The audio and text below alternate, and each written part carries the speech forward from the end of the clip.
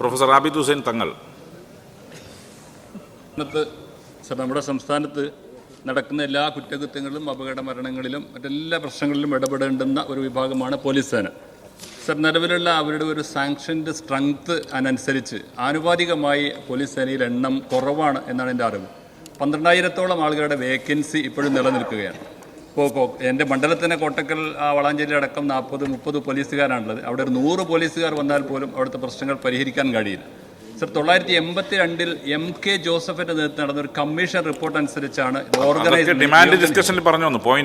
അതുകൊണ്ട് അത് റീഓർഗനൈസ് ചെയ്ത് ഈ പോലീസ് സേനയിലെ അംഗബലം വർദ്ധിപ്പിച്ച് ഈ പ്രശ്നങ്ങളിലൊക്കെ കൃത്യമായി ഇടപെടാനുള്ള ഒരു നടപടി സ്വീകരിക്കാൻ കഴിയുമോ എന്നതാണ് എൻ്റെ ചോദ്യം.